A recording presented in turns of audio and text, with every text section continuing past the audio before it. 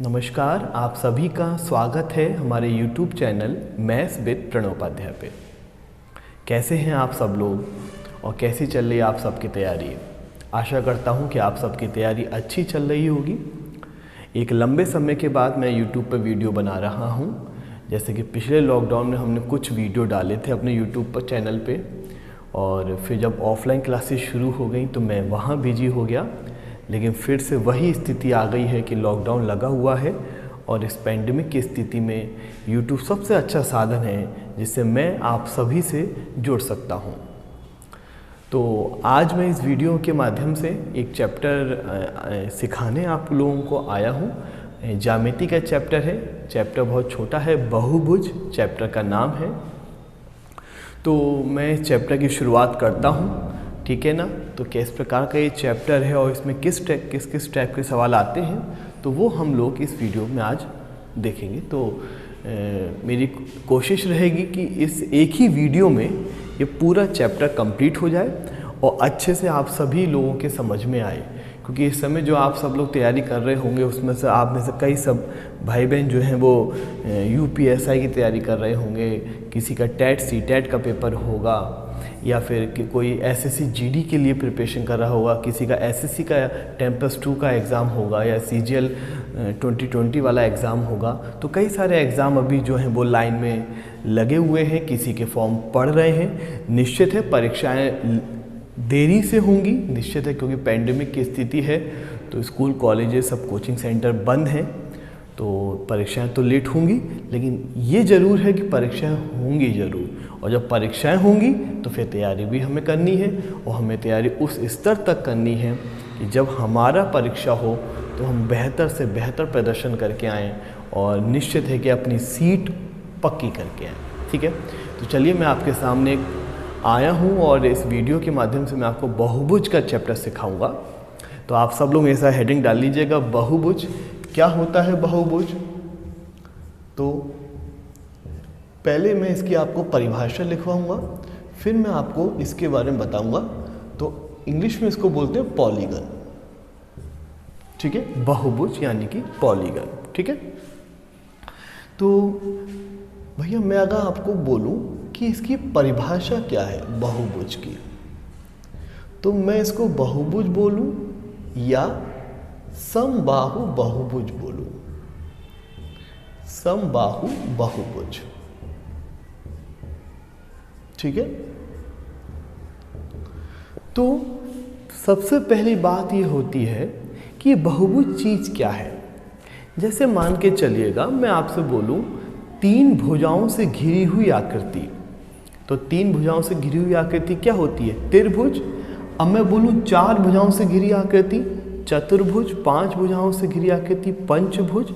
और इन सब का अध्ययन जिस चैप्टर में करते हैं उस चैप्टर का नाम होता है बहुभुज, ठीक है। तो आप लोगों ने पहला हेडिंग डाल लिया है बहुभुज या समबाहु बहुभुज। इसमें एक लाइन की पहले परिभाषा लिखिएगा, मैं आपको लिखवाता हूँ, देखिएगा।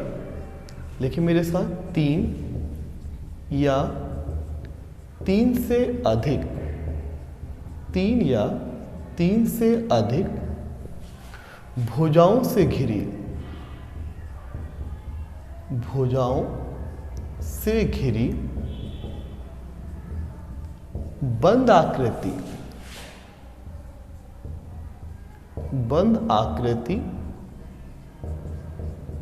को बहुभुज कहते हैं, को बहुभुज कहते हैं। मतलब मैं लिखवा रहा हूं 3 या 3 से अधिक भुजाओं से घिरी बंद आकृति अगर कोई है तो उसको हम कहते हैं बहुभुज, ठीक बात है। अब इसमें आप लोग देखो, अगर मैं ऐसा बहुभुज ले लूं जिसकी सभी भुजाएं समान हो, ठीक बात है।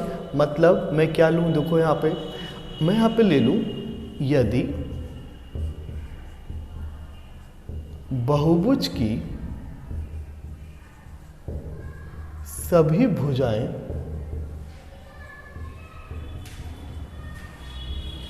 बहुभुज की सभी भुजाएं समान हो तो वह समबाहु बहुभुज कहलाता है। तो वह समबाहु बहुभुज कहलाता है। ठीक है, मतलब बहुभुज ऐसा ले लिया जाए जिसकी सारी भुजाएं बराबर हों तो वह बहुभुज समबाहु बहुभुज हो जाता है। ठीक है, देखो परिभाषा लिखी है 3 या 3 से अधिक। तो जो सबसे छोटी आकृति है वो त्रिभुज होती है, और त्रिभुज में आप देख रहे हो कितनी भुजाएं हैं, 3। और 3 से अधिक यानी चतुर्भुज, यानी पंचभुज, यानी षष्ठभुज। इस प्रकार की जो आकृतियां हैं ये सभी बहुभुज कहलाती हैं। इसलिए मैंने परिभाषा लिखी है 3 या 3 से अधिक। ठीक है, फिर मैंने एक शब्द का प्रयोग किया, भुजाओं से घिरी हुई बंद आकृति। मतलब जैसे मैं आपसे कह दूं 3 भुजाओं से घिरी आकृति, तो अगर 3 भुजाओं से घिरी आकृति कोई कह दे तो आप कहोगे ऐसे हो गया, लेकिन ये तो आकृति आपने बंद नहीं की। तो अगर आपने आकृति बंद नहीं की तो जाहिर सी बात है वो त्रिभुज नहीं हुआ। तो इसलिए 3 या 3 से अधिक भुजाओं से घिरी हो लेकिन बंद हो, उन आकृति को आप बहुभुज कहते हैं। अगर कोई बहुभुज की सभी भुजाएं बराबर हो तो वो समबाहु बहुभुज कहलाता है। ठीक है, चलिएगा अब मैं इसमें आपको ये लिखवाता हूँ कि इस चैप्टर में कितनी ट्रिक हैं। तो इस चैप्टर में जितने टाइप के सवाल बनते हैं वो कैटेगरी में अगर हम बांटें तो वो 5 टाइप के सवाल हैं। पहला पूछा जाता है कि ये कोई भी जो आकृति है इसके जो अंदर बन रहे हैं कोण, उनका योग क्या है। मतलब जैसे आप देख रहे हो ये त्रिभुज है। ठीक है, मैं इसको बिगाड़ देता हूँ। जैसे ये त्रिभुज है, इसमें कितनी भुजाएं हैं, 3। तो 3 भुजाएं हैं, इसका मतलब 3 ही ये वाले कोण हैं। और जो कोण अंदर बन रहे हैं अंदर, इनको बोलेंगे अंतः कोण यानी कि इंटीरियर एंगल। ठीक है, चतुर्भुज में 4 भुजाएं हैं तो इसके चारों कोण हो गए। ये पंचभुज में 5 भुजाएं हैं, इसके 5 कोण हो गए। षष्ठभुज में 6 भुजाएं हैं, इसके 6 कोण हो गए। कहने का मतलब किसी आकृति में जितनी भुजाएं होती हैं उसमें उतने ही अंतः कोण होते हैं। तो जैसे उदाहरण के लिए मैं आपसे कहूं कि कोई ऐसा बहुभुज है जिसमें 9 भुजाएं हैं, तो आप कहोगे अगर 9 भुजाओं वाला बहुभुज है इसका मतलब उसके अंदर 9 अंतः कोण बनेंगे। ठीक है, तो पहली बात तो ये कि किसी त्रिभुज में या किसी भी बहुभुज में कितने अंतःकोण होते हैं, तो आपका जवाब होगा किसी भी बहुभुज में उतने ही अंतःकोण होते हैं जितने उस बहुभुज में भुजाओं की संख्या होती है। ठीक है, अब जो इसमें पहली ट्रिक है वो ये कि जैसे त्रिभुज है और त्रिभुज के तीनों कोणों का योग, तो आप बोल दोगे 180 डिग्री। मैं पूछूं चतुर्भुज के चारों कोणों का योग कितना होता है, तो आप बोल दोगे 360 डिग्री। मैं आपसे पूछूं पंचभुज के 5 कोणों का योग, तो आप बोल दोगे 540 डिग्री। अब बोलूं षष्ठभुज के सभी अंतःकोणों का योग, तो 720 डिग्री। तो कुछ तो हमें याद होते हैं, लेकिन जरूरी नहीं कि हमें सबके ही याद करने हो या सबके ही हमें याद हो। तो ये कैसे निकालते हैं कि किसी भी बहुभुज में अंतःकोणों का योग क्या है, वो निकालने का एक सूत्र है, उसी को हम लिखेंगे। तो पहला जो सूत्र है वो यही होगा कि किसी भी बहुभुज में अंतःकोणों का योग क्या है। फिर दूसरा जो रहेगा वो ये रहेगा कि अगर ये त्रिभुज की तीनों भुजाएं बराबर हैं तो जाहिर सी बात है इसको 3 से भाग देंगे, प्रत्येक कोण कितने का होगा, 60 का। ठीक है, अगर चतुर्भुज की चारों भुजाएं बराबर हैं तो आप इसको 4 से भाग दे दीजिए, तो प्रत्येक कोण कितने का हुआ, 90 का। अगर इसकी 5 भुजाएं बराबर हैं तो 5 से भाग दे दीजिएगा, तो इसका प्रत्येक कोण कितने का होगा, 108 का। और अगर इसकी सभी 6 भुजाएं बराबर हैं तो इसका प्रत्येक अंतःकोण होगा 120 डिग्री का। ठीक बात है, तो इस टाइप के सवाल आते हैं। फिर उसके बाद बाह्य कोणों का योग आता है, प्रत्येक बाह्य कोण आता है, और फिर उसके बाद इन आकृतियों में विकर्णों की संख्या आता है। तो पहले मैं लिखवा देता हूँ और फिर संग संग इसको समझते हुए चलेंगे। तो आप लोगों ने परिभाषा लिख ली है बहुभुज की कि 3 या 3 से अधिक भुजाओं से घिरी बंद आकृति को बहुभुज कहते हैं, और यदि बहुभुज की सभी भुजाएं समान हो तो वह समबाहु बहुभुज कहलाता है। ठीक बात है। तो मेरी कोशिश रहेगी कि ठीक से मैं आपके नोट्स बनवाऊं, जिससे कि आप जो भी यहाँ पढ़िएगा वो एक बार में ऐसा पढ़ लीजिएगा कि दोबारा आपको कभी ज़रूरत ना पड़े उस चैप्टर को पढ़ने की, और आप फिर अच्छे से प्रैक्टिस की कर पाओ। ठीक है, मैं इसको बिगाड़ता हूँ और मैं फिर इस चैप्टर के जितनी भी फॉर्मूले हैं वो लिखता हूँ। मैं इसको बिगाड़ता हूँ। ठीक है,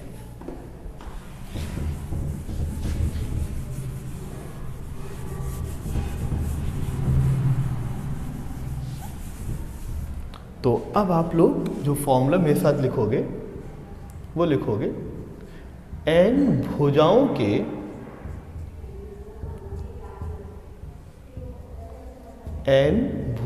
के बहुभुज या फिर समबाहु बहुभुज।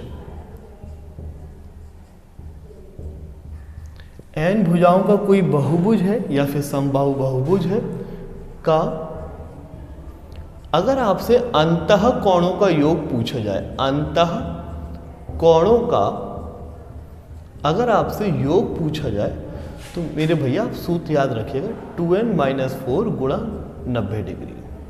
ठीक है, मैं क्या कह रहा हूं कि n भुजाओं का बहुभुज हो या समबाहु बहुभुज हो, अगर उसके अंतः कोण का योग पूछा जाए तो 2n-4 गुणा 90 डिग्री। यहाँ पे n क्या है? भुजाओं की संख्या। जैसे त्रिभुज में 3 भुजाएं होती हैं तो आप यहाँ 3 लगाओ, 3 दूनी 6 में से 4 गया 2, 2 की गुणा 90 से कर दो तो 180। तो त्रिभुज के तीनों कोणों का योग होता है 180। ऐसी मान लीजिए षष्ठभुज का कहूँ तो षष्ठभुज में 6 भुजाएं होती हैं तो 6 दूनी 12, 12 में से 4 गया तो आप कहोगे 8, 8 में 72 यानी 720 डिग्री। तो षष्ठभुज के सभी 6 अंतः कोणों का योग होता है 720 डिग्री। तो जो पहला वाला सूत्र है वो हमें किसी भी बहुभुज के अंतः कोणों का योग बता देता है। अब मैं बात करता हूँ दूसरी इसकी ट्रिक में कि आप देखो कि अगर n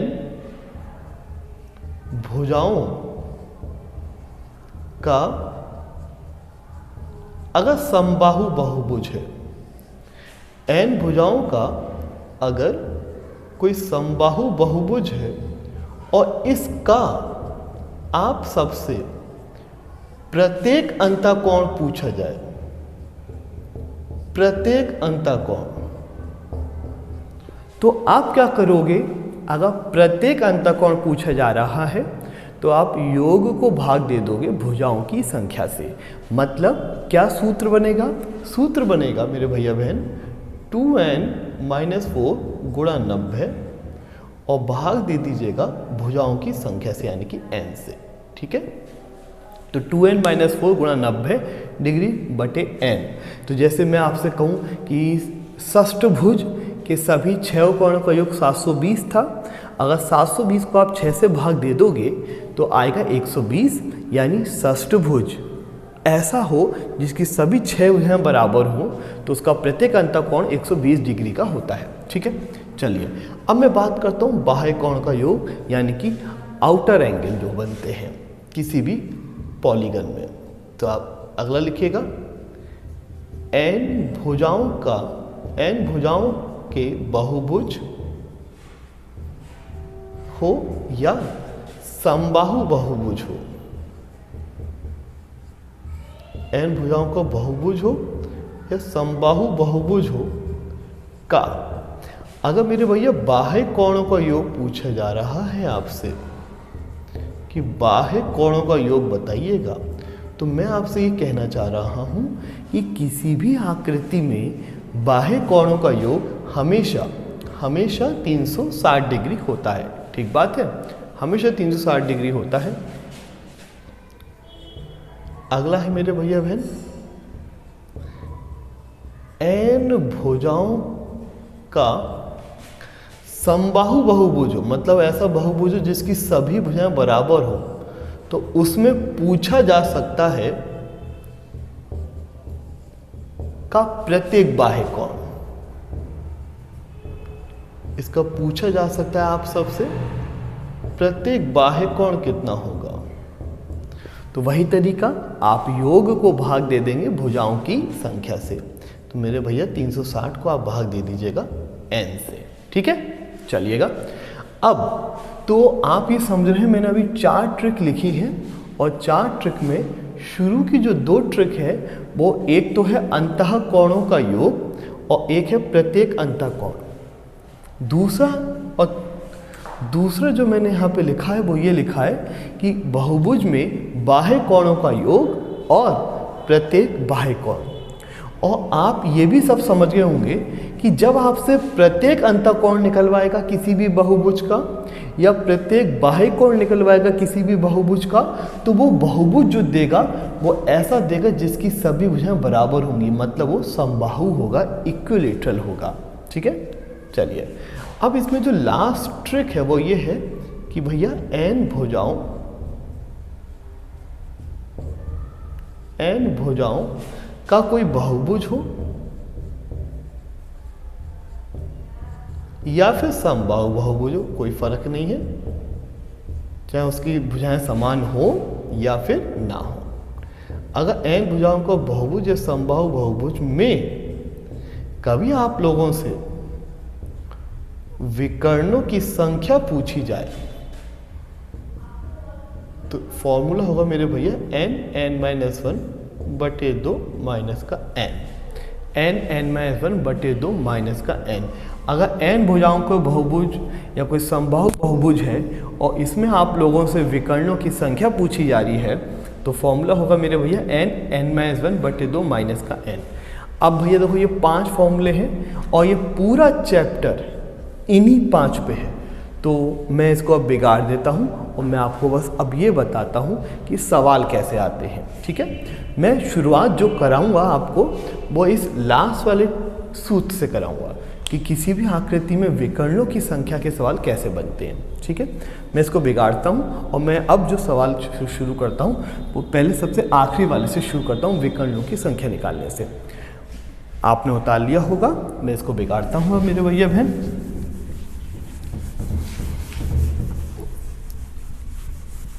चलिएगा, अब मैं सवाल करवाता हूं आपको इसमें। जैसे मान के चलिएगा आपसे सवाल इतना सा है बस कि षष्ठभुज में विकर्णों की संख्या कितनी होती है।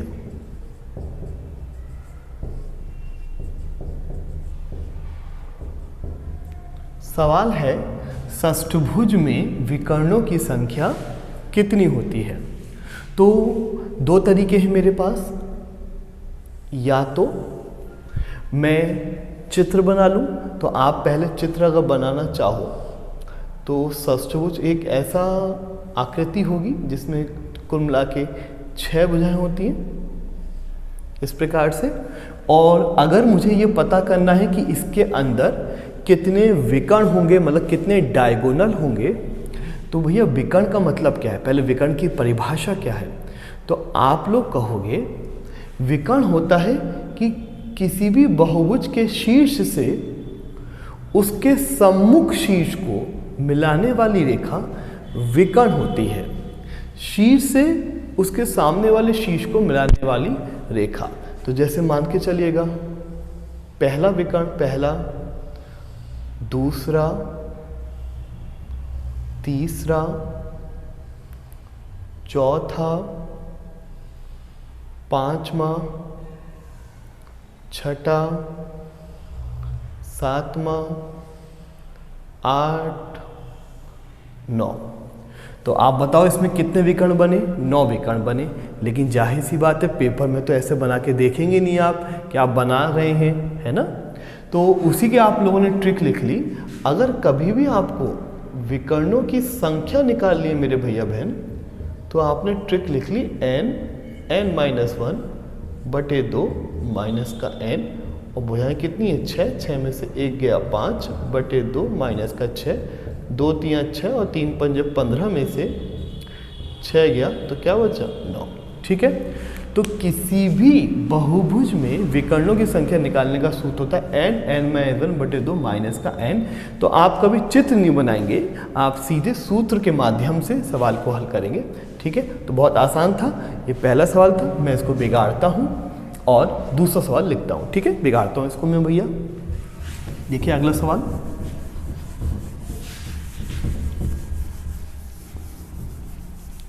देखिए अगला सवाल क्या है, आप सब लोग देखिएगा। सवाल है अगला, 100 भुजाओं वाले बहुभुज। अगला सवाल भैया ऐसा है, 100 भुजाओं वाले बहुभुज, 100 भुजाओं वाले बहुभुज में विकर्णों की संख्या कितनी है? 100 भुजाओं वाले बहुभुज में विकर्णों की संख्या कितनी है? विकर्णों की संख्या कितनी है? 100 भुजाओं वाले बहुभुज में विकर्णों की संख्या कितनी है? तो देखिए 100 भुजाओं वाला बहुभुज है और उसमें आपको बताना है विकर्णों की संख्या। तो भैया फॉर्मूला जानते हो सब लोग कि विकर्णों की संख्या निकालनी है मुझे, तो सब लोग हल करिएगा मेरे साथ। तो फॉर्मूला बताइए कि क्या होता है, n(n-1/2 माइनस का n। बताइए भुजाएं कितनी है? 100, 100 में से 1 गया 99/2 और माइनस का 100। ठीक है, कैलकुलेशन करिए मेरे साथ। ये कितनी बार कटा? 50 बार कटा। तो देखिएगा 9 पंजे 45, 9 पंजे 45 और आपकी कैलकुलेशन आ गई होगी 4850। बहुत आसान था। तो 100 भुजाओं वाले बहुभुज में विकर्णों की संख्या होगी 4850। ठीक है, तो बहुत आसान सवाल है। तो अब आप इन दो सवाल से ये सीख गए कि किसी भी आकृति में, किसी भी बहुभुज में विकर्णों की संख्या निकालनी है तो इस सूत्र के माध्यम से आप लोग निकालोगे। अब एक बात का ध्यान दीजिएगा, अगर मैं आपसे कहूँ त्रिभुज में, मैं अगला सवाल लिख रहा हूँ, आप देखिएगा अगला सवाल क्या है।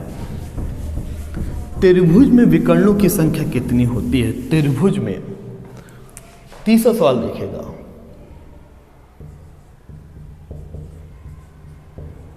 त्रिभुज में विकर्णों की संख्या, विकर्णों की संख्या कितनी है? यह आपसे मान लीजिए सवाल है कि त्रिभुज में कितने विकर्ण होते हैं। तो अगर आप त्रिभुज में विकर्ण निकालिएगा तो मैं आपसे पहले अगर ये कहूं कि आप पहले अगर सूत्र को देखें तो विकर्णों की संख्या का सूत्र आप अब याद कर चुके हैं, n(n-1/2 माइनस का n।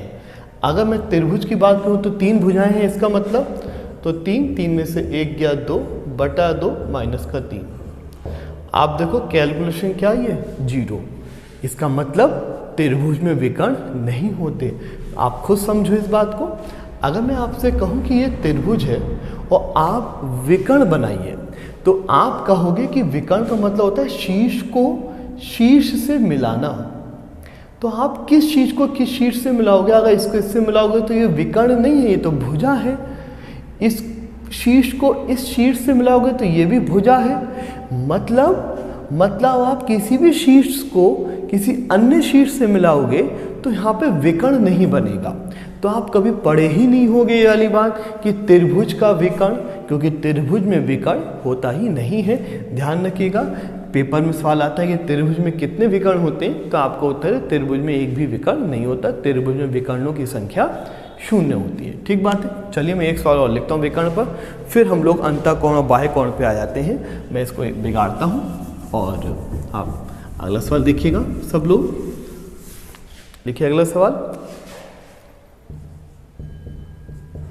किसी बहुभुज में, अगला सवाल मैं बोल रहा हूं, आप सब लोग मेरे साथ लिख लेना।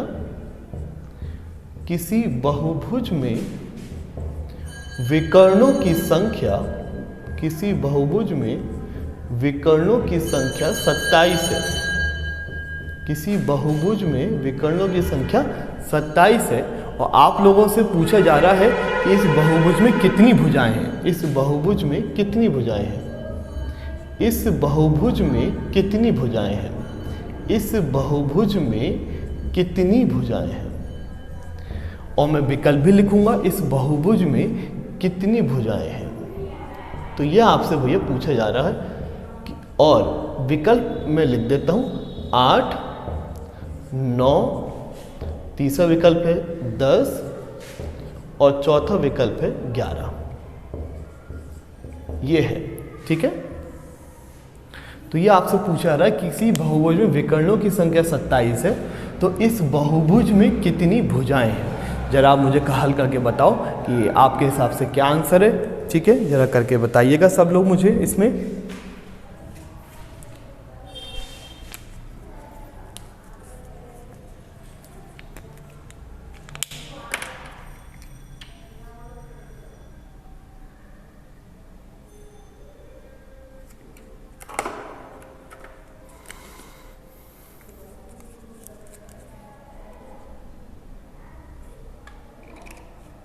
तो क्या आंसर आ गया भैया सबका, आप सब लोगों का? 8, 9, 10, 11 बिल्कुल सही सबका आ रहा होगा ना। तो भैया देखो दो तरीके हैं, या तो मैं विकल्प की सहायता से कर लूँ या फिर मैं पूरा सॉल्व करूँ। तो पहला मेरा काम होगा भैया इस तरीके के सवाल, तो पेपर में हम सब लोग विकल्प से करके आते हैं, ठीक है। कैसे? अगर भैया पहला उत्तर सही है कि पहला उत्तर 8 का है, तो विकर्णों की संख्या का सूत्र होता है n -1 बटे 2 माइनस का n। 2 चौक 8, 7 चौक 28 में से 8 गया तो क्या बचा 20, और हमें विकर्ण क्या लाने 27, तो यानी पहला ऑप्शन नहीं है, ठीक है। दूसरा ऑप्शन चेक करूँ तो 9 वाला सूत्र क्या होता है n -1 बटे 2 माइनस का n। 2 चौक 8 और 9 चौक 36 में से 9 गया तो क्या बचा 27। हाँ, तो यानी कौन सा ऑप्शन सही है, बी वाला, ठीक है। अगर मैं इसको पूरा सॉल्व करता, जिसकी बिल्कुल ज़रूरत नहीं है मुझे पेपर में, तो खासकर बिल्कुल आवश्यकता नहीं है। विकर्णों की मुझे संख्या जो दे रखी है सवाल में वो कितनी दे रखी है 27, और मुझे फॉर्मूला तो पता है, यही तो होता है n -1 बटे 2 माइनस का n बराबर 27। मैं भैया 2 एलसीएम ले लेता हूँ यहाँ पर, n² minus n minus 2n बराबर 27, ठीक है। और देखिएगा n² माइनस 3n और 27 दूनी 54 हो गया। 54 को उठा के मैं भैया इधर ले आता हूँ, ठीक है। तो आप समझ रहे हो भैया, 9 छक्का 54 होता है, मैं डायरेक्ट इसके लिख देता हूँ, ठीक है। तो ये क्या आएगा n माइनस का 9 और एक n प्लस का 6 आएगा, ठीक है। गुणा करेंगे तो लौट के ये बात आ जाएगी। तो अब आप बताओ भैया या तो n बराबर 9 है या n बराबर माइनस का 6 है। कभी भी भुजाओं की संख्या ऋणात्मक हो नहीं सकती, इसलिए निश्चित है n बराबर 9। लेकिन ऐसा करने की हमें बिल्कुल ज़रूरत नहीं है। ऐसा सवाल आए तो हम लोग बहुत आसानी से विकल्प की सहायता से कर सकते हैं। तो ये जो सवाल है, ये मैंने अभी जो कराए हैं आपको, वो पहले टाइप के कराए हैं जिसमें विकर्णों की संख्या पर आधारित सवाल बनते हैं। आशा कर रहा हूँ कि आपको सबको बहुत अच्छे से और आसानी से समझ में आ रहा होगा। कोई ऐसी बहुत बड़ी बात नहीं है, बहुत आसान से सवाल हैं। बस मेन बात है कि जब भी विकर्णों की संख्या निकालने आए तो हमें ये वाला जो सूत्र है वो याद होना चाहिए। बहुत आसानी से इस तरीके से सवाल हम लोग हल कर लेंगे। अब मैं भैया देखो अगले टाइप के सवालों पे आ रहा हूँ, मैं आगे बढ़ रहा हूँ अभी यहाँ पे, और अगला सवाल अब मैं करता हूँ। देखिएगा, चलिए अब मैं अगला सवाल लिख रहा हूँ, मेरे साथ अगला सवाल लिखिएगा सब लोग। किसी समबाहु बहुभुज, किसी समबाहु बहुभुज का प्रत्येक अंतःकोण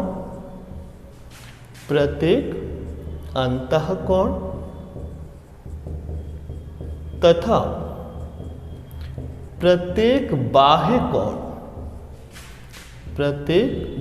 कोण का अनुपात, प्रत्येक अंतःकोण और प्रत्येक बाह्य कोण का अनुपात हमें जो दे रखा है वो दिया है 7:2 है। किसी समबाहु बहुभुज का प्रत्येक अंतःकोण प्रत्येक बाह्य कोण का अनुपात 7:2 है, हमें दे रखा है। और मेरे भैया आपसे पूछा है बहुभुज में कितनी भुजाएं हैं। बहुभुज में कितनी भुजाएं हैं, ये मेरे भैया बहन आपसे पूछा है। ठीक है, तो आप जरा देखो क्या पूछा है आपसे भैया बहन। मैं हल करता हूं। प्रत्येक अंतःकोण, ठीक है, और प्रत्येक बाह्य कोण, प्रत्येक अंतःकोण और प्रत्येक बाह्य कोण के बीच जो संबंध है मेरे भैया बहन वो 7:2 का संबंध है। अब मुझे बताइए प्रत्येक अंतःकोण का सूत्र क्या है। तो आप सबको याद हो गया है 2n-4 गुणा 90 और बटा n।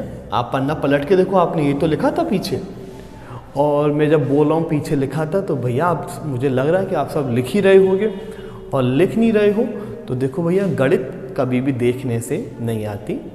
अगर आप चाहो या आपके मन में ये विचार आ रहा हो कि भैया हम तो देख के कर लेते हैं, तो भैया देखो ऐसा है, गणित में स्थिति ऐसे कभी नहीं बनेगी। और आप सोचो कि वीडियो देख के काम चल जाए तो पेपर में क्या होगा, पेपर आपको देखेगा, आप पेपर को देखोगे, होगा कुछ नहीं। तो इसलिए मेरे भैया आप अभी बहुत लिखो। अगर आप अभी बहुत लिखोगे तभी वहाँ पे आपकी कलम चल पाएगी ऑप्शन सही या करने में। ठीक है, तो मेरे भैया खूब लिख लिख के प्रैक्टिस करो। कहने का मेरा मतलब ये कि आप खूब प्रैक्टिस करो, वो भी लिख कर, गणित तो खासकर लिख कर करिएगा। ठीक है, तो चलिए प्रत्येक अंतःकोण फॉर्मूला है 2n-4 गुणा 90/n, और प्रत्येक बाह्य कोण का सूत्र क्या है भैया मेरे 360/n। ठीक है, और बराबर अनुपात कितना है 7:2। बताओ भैया n से n कटा, ये कितनी बार 4 बार कटा, और देखो 2 दूनी 4, तो देखो 2n-4 और 7 दूनी 14, 14 4 18, और 18 का आधा 9। ठीक है, तो यानी आप समझ गए हो मेरे भैया बहन कि इस बहुभुज में कितनी भुजाएं हैं 9। तो यानी कि 9 भुजाओं वाला जो बहुभुज होता है उसका प्रत्येक अंतःकोण और प्रत्येक बाह्य कोण का अनुपात 7:2 होता है। तो यानी कि उत्तर हमारा 9 आ चुका है।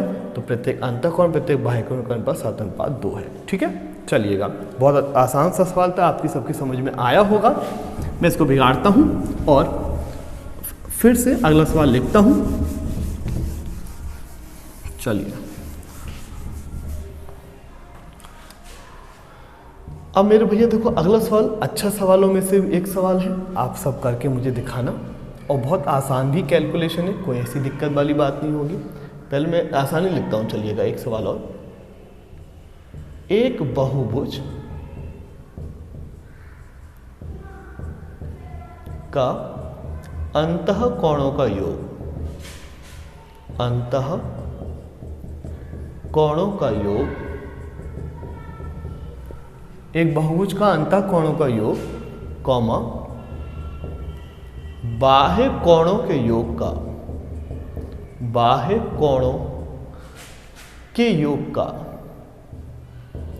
योग का 11 गुना है, 11 गुना है, विराम बहुभुज में कितनी भुजाएं हैं, बहुभुज में कितनी भुजाएं हैं, यह आपसे मेरे भैया बहन पूछा जा रहा है। एक बहुभुज का अंतःकोणों का योग बाह्य कोणों के योग का 11 गुना है, बहुभुज में कितनी भुजाएं हैं। तो मैं मान रहा हूं कि आप सभी लोग बड़ा आसानी से इसको हल कर लोगे। जरा लगाइए सब लोग, तो आप सबका आना चाहिए, वो आ भी गया होगा। कैसे कर रहे होंगे या कैसे आपका आ रहा होगा, आप कैसे कोशिश कर रहे होंगे। तो आप लिख रहे हो अंतःकोणों का योग जो है, अंतःकोणों का योग जो है वो बाह्य कोणों के योग का, बाह्य कोणों के योग का कितने गुना है मेरे भैया बहन 11 गुना है, 11 गुना। ठीक है, अंतःकोणों का योग का सूत्र क्या होता है तो आप सब समझते हो 2n-4 गुणा 90 डिग्री। और भैया बाह्य कोणों का योग तो आपने ये पढ़ लिया, किसी भी आकृति में बाह्य कोणों का योग हमेशा रहता है 360 डिग्री। ये कितनी बार कटा तो 4 बार कटा। तो आपने बड़ा आसानी से ऐसे कैलकुलेशन करिए, 11 चौक 44, यानी 2n-4 होगा 48 और 48 का आधा कितना होता है 24। यानी कि इस बहुभुज में कितनी भुजाएं हैं, इस बहुभुज में है 24 भुजाएं। ठीक बात है। तो एक बहुभुज का अंतः कोणों का योग जो है वो बाह्य कोणों के योग का 11 गुना है और आपसे पूछा है कि बहुभुज में कितनी भुजाएं हैं। तो इस चैप्टर की खास बात यही है कि चैप्टर के जो सवाल हैं वो है बहुत आसान, बशर्ते वो जो 5 ट्रिक मैंने शुरुआत में लिखवा दी वो आपको ट्रिक याद हो, वो सारे सूत्र आपको याद हो। तो इन सवालों से कुछ रखा नहीं है, ये तो बहुत आसान सवाल हैं और थोड़ी सी प्रैक्टिस आप कर लेंगे तो पेपर में मौखिक बनाए जाएंगे। तो ये इस चैप्टर को बहुत आसान है और ये चैप्टर तो आज ही ख़त्म हो जाएगा हमारा। मैं एक सवाल और लिखता हूँ, देखिएगा अगला सवाल मैं लिखता हूँ इसमें।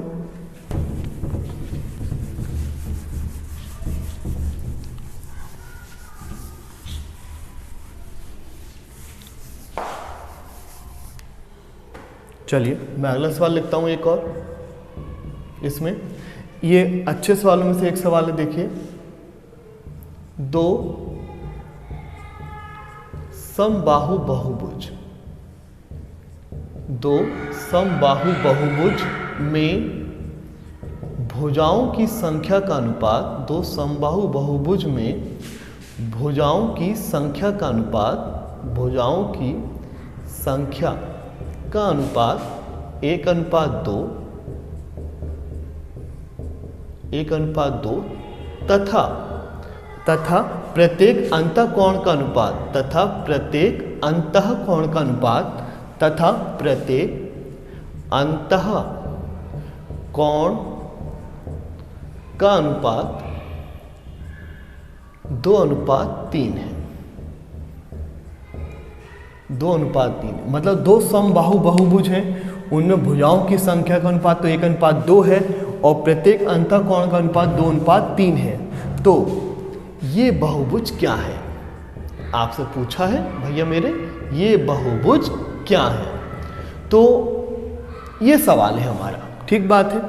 तो कुछ नया नहीं है, आप चाहें जब प्रैक्टिस अच्छी हो जाए तो पेपर में तो इस सवाल को विकल्प से भी बनाया जा सकता है, लेकिन मैं अभी जो है इसको पूरा सॉल्व करके आपको दिखा दूंगा। आप जैसे जैसे इसका अभ्यास करोगे इस चैप्टर के, जैसे जैसे आपको सारे फॉर्मूले याद हो जाएंगे अच्छे से, तो फिर आप इस सवाल को तो विकल्प से भी कर सकते थे। ठीक है, फिलहाल आप देखो भुजाओं की संख्या का अनुपात कितना है। पहले आप मैं इसको क्वेश्चन को बिगाड़ देता हूँ, आपने क्वेश्चन तो समझ लिया होगा। ठीक है, कि 2 समबाहु बहुभुज में भुजाओं की संख्या का अनुपात 1:2 है तथा प्रत्येक अंतःकोण के अनुपात 2:3 है। तो ये बहुभुज क्या है, मैं सवाल बिगाड़ देता हूँ और फिर मैं इसका हल करता हूँ। आपने सवाल लिख लिया होगा, नोट कर लिया होगा आप सब ने। अब जरा ध्यान दीजिएगा सब लोग, देखिए 1:2 है, इसका क्या मतलब है जरा ध्यान दीजिएगा कि n1 बराबर अगर x है तो n2 बराबर हो गया मेरे भैया 2x। सही है। अच्छा, दूसरा ये दिए कि प्रत्येक अंतःकोण का सूत्र क्या होता है, तो आप सब जानते हो ये सूत्र होता है। तो ये पहला है तो पहला, और दूसरे बहुभुज का प्रत्येक अंतःकोण ये वाला होगा n2, और इनका अनुपात कितना दे रखा है मुझे यहाँ पर, आप बोलोगे 2:3। जो कटा है वो काटिएगा, जहाँ जहाँ n1 है वहाँ x लगा दीजिएगा, जहाँ जहाँ n2 है वहाँ आप लोग 2x लगा दीजिएगा। तो जरा ध्यान दीजिएगा, 2x - 4, 2x - 4 बटा x, ठीक है, और n2 जगह 2x तो 4x हो जाएगा मेरे भैया बहन, ये तो -4 और n2 जगह 2x बराबर 2/3। अब देखो मैं कैलकुलेशन करता हूँ। पहली बात तो देखो मेरे भैया x से x कट गया, ठीक है, x से x कट गया, x से x कट गया, और मैं यहाँ से 2 कॉमन निकालूंगा, 2 यहाँ तक कट जाएगा, तो 2 यहाँ से कॉमन निकालूँ, 2 इससे कटेगा, तो ऊपर क्या बचेगा मेरा, आप बोलोगे x - 2 बचेगा। ठीक है, और 2 यहाँ से कटेगा तो क्या बचेगा, आप बोलोगे 2x - 2 बचेगा बराबर, और 2 कॉमन से कटा था तो यहाँ क्या रहेगा 1/3 बचा। ठीक है, आप तीजे गुणा कर देंगे 3x और 3 दूनी 6 और 2x - 2। ठीक है, आप संख्या एक तरफ कर दिया, x एक तरफ कर दीजिएगा, तो x बराबर यहाँ से जो आ गया और 6 में से 2 गया तो आया 4। यानी कि निश्चित है जो पहला बहुभुज है उसमें 4 भुजाएं हैं और जो दूसरा बहुभुज है उसमें 4 दूनी 8 भुजाएं हैं। मतलब निश्चित हो गया कि पहला जो है वो मेरे भैया चतुर्भुज है और जो दूसरा है वो अष्टभुज है। ठीक है, इस तरीके के दोनों सवाल हो गए। तो ये चतुर्भुज और अष्टभुज थे जिनमें भुजाओं की संख्या का अनुपात 1:2 और अंतःकोण का अनुपात 2:3 था। अब मैं जब ये कह रहा हूँ कि जब आपकी प्रैक्टिस हो जाएगी ना, तो ये तो मौखिक था। जैसे क्या था कि चतुर्भुज का प्रत्येक अंतःकोण होता है 90 डिग्री का और अष्टभुज का प्रत्येक अंतःकोण होता है 135 डिग्री का। 90 और 135, 45 दूनी 45, या 90 से 45 से कट रहे हैं तो 2:3। तो विकल्प की सहायता से भी बड़ा आसानी से ये सवाल बनाया जा सकता था। अभी मैंने इसको हल भी कर दिया, ठीक बात है। तो चलिएगा, इस चैप्टर में कोई विशेष चीज़ नहीं थी, बस मेन जो था वो 5 फॉर्मूले थे, उसको आपको ध्यान रखना था। तो इस वीडियो में आज मैं इतनी ही बात रहने देता हूँ। इस चैनल पे अब लगातार वीडियो आएंगी, मैं चैप्टर वाइज इसमें कराते रहूँगा। हर चैप्टर में मैं बिल्कुल टाइप वाइज सवाल कराऊँगा, एक तरीके से कराऊँगा, एक क्रम में कराऊँगा, जिससे आपको कोई विशेष दिक्कत नहीं आएगी और बड़ा अच्छे से आप इसको सब समझ पाओगे। ठीक है, चलिएगा। तो अंत में मैं इतना ही कहूँगा कि घर पे बैठ के आप पढ़ते रहिएगा अच्छे से और अपनी तैयारी बिल्कुल ज़ोरों शोरों से करते रहिए। ठीक है, और इस सवालों की जो PDF है वो मैं अपने टेलीग्राम चैनल पर डाल दूँगा। टेलीग्राम चैनल का जो मेरा नाम है वो मैथ्स विद प्रणोपाध्याय है। आप टेलीग्राम चैनल पर सर्च करिएगा, वहाँ पे मुझे आपको हमारा टेलीग्राम चैनल मिल जाएगा, उस पर आप ज्वाइन करिएगा, जिससे आपको ये वाला हम लोग PDF जो भी उसमें प्रोवाइड करें वो आपको अच्छे से मिलती रहे।